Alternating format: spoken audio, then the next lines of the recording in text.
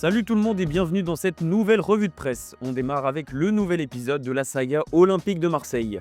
Après Roberto De Zerbi, c'est Mehdi Benassia qui a quitté un navire qui chavire depuis de longues semaines. Le dirigeant a annoncé hier dans un communiqué sa démission de l'OM, quelques jours seulement après les premières rumeurs d'une démission demandée, puis refusée par Franck McCourt. Cette fois, aucune condition n'est posée. Mehdi Benassia quitte donc bel et bien Marseille après 2 ans passés à l'OM. Malgré les récentes déconvenues et certains scénarios cruels, sportivement le projet avance, mais je ne peux ignorer le climat actuel. Je ressens une insatisfaction croissante, une rupture que je regrette profondément, a notamment déclaré Mehdi Benassia pour justifier sa décision. Selon nos informations, ce départ met en lumière des dissensions profondes au sein de l'organigramme olympien. L'une des clés majeures de ce départ réside dans la dégradation brutale des rapports entre Mehdi Benassia et son président. Cette belle idylle était devenue l'une des grandes forces du club phocéen, mais elle s'est récemment dégradée. Longoria aurait pris ombrage face au poids croissant de Benassia au sein de l'institution et auprès des joueurs, voyant d'un mauvais œil la nouvelle aura de son directeur du football. Le président marseillais a même avoué en coulisses ne pas avoir bien vécu les dernières banderoles hostiles à son encontre à l'Orange Vélodrome face à Strasbourg, et il n'a pas digéré la gestion chaotique du départ de Roberto De Zerbi et les contre-performances sportives de 2026 qu'il impute à demi-mot à son ex-directeur du football. L'heure du bilan a donc sonné pour Mehdi Benassia et il est perceptible de 2 manières. Sur le mercato, il a permis à l'OM de faire venir des noms comme Adrien Rabiot, Mason Greenwood, mais surtout Roberto De Zerbi. Il est aussi l'un des symboles de cette instabilité évidente à Marseille. En témoignent les mouvements incessants sur le mercato, y compris pour des joueurs qui sont là depuis 6 mois seulement. Bon, retournons sur le terrain, la théorie se confirme. Quand un Olympique va mal, l'autre flambe. Et en ce moment, Lyon est très heureux.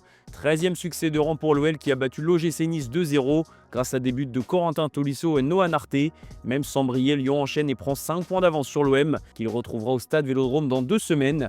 Dans les autres résultats de la journée, Le Havre a battu Toulouse 2-1 malgré un carton rouge reçu à la 2e minute. Lorient a fait chuter Angers et se rapproche de l'Europe. Et enfin, Auxerre a gagné le match de la peur à Metz. Un succès 3-1 qui permet aux Bourguignons de toujours croire au maintien, alors que le club grenat s'enlise à la dernière place du classement.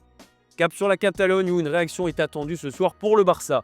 Les joueurs d'Hansi Flick reprennent du service après la claque 4-0 reçue sur la pelouse de l'Atlético de Madrid en Coupe du Roi. C'est un derby thérapeutique comme l'explique le journal Sport. Le Barça doit absolument gagner pour reprendre la tête de la Liga après la victoire du Real Madrid, mais aussi pour se rassurer et oublier cette grosse déconvenue. Du côté de Girone, il faut prendre des points pour s'écarter un peu plus de la bataille pour le maintien. Derby catalan au sommet avec des enjeux différents mais une envie commune, prendre 3 points. Hansi Flick s'est exprimé en conférence de presse et il a confiance en son équipe après la lourde défaite à Madrid.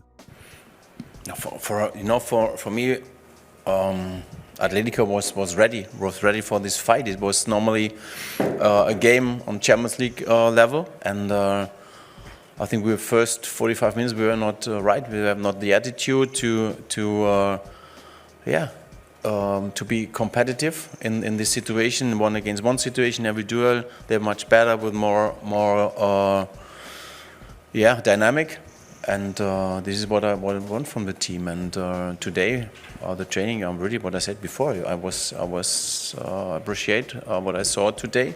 On change de région direction la capitale espagnole et Madrid, où le Real prépare son déplacement sur la pelouse du Benfica Lisbonne. Barrage obligatoire pour la Maison Blanche qui a loupé le top 8 en Ligue des Champions, et donc retour au stade de la Luz.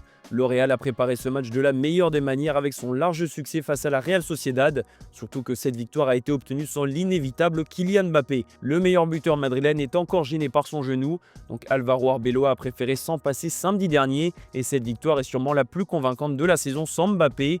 Pas de doute pour demain, en revanche, l'ancien parisien sera bien de retour et il débutera la rencontre pour le plus grand bonheur de Vinicius Junior qui a fait quelques révélations sur Mbappé dans une vidéo intitulée 24 heures avec Vini Junior avec le streamer eBay. L'ailier du Real Madrid a évoqué sa relation avec Kylian Mbappé, souvent présentée comme froide par la presse espagnole depuis l'arrivée du Français. Chaque été, je lui écrivais « Quand est-ce que tu viens ?» J'étais son agent. J'ai fait la même chose avec Bellingham. Je veux jouer avec les meilleurs pour avoir plus de chances de gagner, a déclaré le Brésilien. Ça a le mérite d'être clair. Ce match aura aussi un impact capital sur la suite de la saison d'Arbeloa.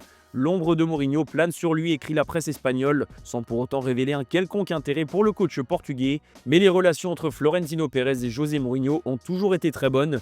Et en plus de ça, le Special One peut quitter son club dès la fin de saison et sans clause. Un détail qui compte pour le Real Madrid, à l'heure où l'intérim d'Álvaro Arbeloa est toujours incertain. En attendant de savoir qui sera le prochain coach du Real Madrid, la presse catalane ne lâche pas le rival. Les 2 nouveaux pénaltys obtenus par Vinicius Junior ont fait parler. Les rois du pénalty, écrit d'ailleurs le journal Sport. Le Real Madrid a déjà eu 13 pénaux cette saison en Liga. On est sur un rythme record puisque le second est Gérone avec 7. C'est d'ailleurs la première fois qu'un club espagnol a une différence de plus 10 entre les pénaltys obtenus et les pénaltys concédés. Même au niveau européen, le Real est loin devant les autres puisque le Bayern est deuxième avec seulement entre guillemets 9 pénaux obtenus. Un précédent dangereux, ajoute même le Mundo Deportivo. On sait que l'arbitrage est un vrai débat en Espagne. Il l'est encore plus quand le Real obtient des pénaltys régulièrement. Vinicius Junior se jette à chaque fois qu'il remarque un léger contact, ajoute le journal barcelonais. Pour la presse catalane, ce nombre élevé de pénaltys ne passe pas et ça se voit. L'autre club madrilène en aurait bien eu besoin hier soir justement. Quelques jours après avoir été impressionnant contre le Barça, l'Atlético de Madrid a coulé sur la pelouse du Rayo Vallecano et s'est incliné 3-0. La preuve que cette équipe est toujours aussi inconstante. Difficile d'espérer aller chercher quelque chose en jouant comme ça. On file en Italie où l'AS Roma et Naples nous ont offert une très belle affiche dans la lignée du choc entre l'Inter et la Juventus. Preuve de grandeur, écrit Il Romanista, même si ce score de 2 partout n'arrange pas le club de la Louve qui reste à 3 points de son adversaire du soir. Rome a mené 2 fois au score, 2 fois grâce à Daniel Malen qui réussit des débuts quasiment parfaits en Italie. L'attaquant néerlandais est hyper décisif depuis son arrivée d'Aston Villa, mais ça ne suffit pas et il en veut plus comme il l'a déclaré après le match. Parce qu'en face il y avait une équipe valeureuse de Naples qui a résisté. Le champion en titre ne lâche pas l'affaire, même si l'Inter semble s'envoler vers le Scudetto. Spinazzola et Alisson Santos ont permis à leur équipe de recoller au score à 2 reprises. Un point bienvenu même si Naples a sûrement dit adieu à la course au titre, puisqu'il y a déjà 11 points d'écart avec l'Inter Milan, le leader. On va finir cette revue de presse en Angleterre. James Trafford fait la une du Manchester Evening News puisqu'il s'est exprimé sur sa situation assez étrange à Manchester City. Le retour ne ressemble pas à ce que j'espérais, a déclaré le gardien anglais, très honnête sur sa situation. Il faut dire que Trafford a refusé de signer à Newcastle pour faire son retour à Manchester City, où la place de numéro 1 l'attendait, du moins sur le papier. Parce que les Sky Blues ont finalement sauté sur l'opportunité Gigio Donnarumma et l'Italien semble indéboulonnable. James Trafford a eu un peu de temps de jeu, mais c'est loin de ce qu'il attendait puisqu'il voulait avoir un statut de numéro 1 dans le club qu'il a formé. Du côté d'Arsenal, pas de problème de gardien mais de blessures. La liste de blessés s'agrandit encore du côté des Gunners, avec Ricardo Calafiori et Ben White qui se sont ajoutés à la cascade de Bobo, Martin Odegaard, Kai Havertz, Mikel Merino. La liste était déjà très longue et ça a de quoi inquiéter Mikel Arteta, qui rêve toujours d'un quadruplé historique avec Arsenal. Alors ça n'a pas empêché le leader de Premier League de disposer tranquillement de Wigan en FA Cup. Victoire 4-0 grâce à un très bon Eberechi qui ressort de sa cachette. 2 passes décisives pour l'ancien de Crystal Palace et une prestation réussie pour Bukayo Saka également dans un rôle différent. Arteta a même annoncé qu'il pourrait l'utiliser dans un poste plus axial. De toute manière, le technicien espagnol risque de devoir trouver des solutions pour pallier les nombreuses blessures. Voilà les amis, c'est la fin de cette revue de presse. Merci de l'avoir suivi et on se retrouve comme toujours en fin d'après-midi pour le JT Foot Mercato.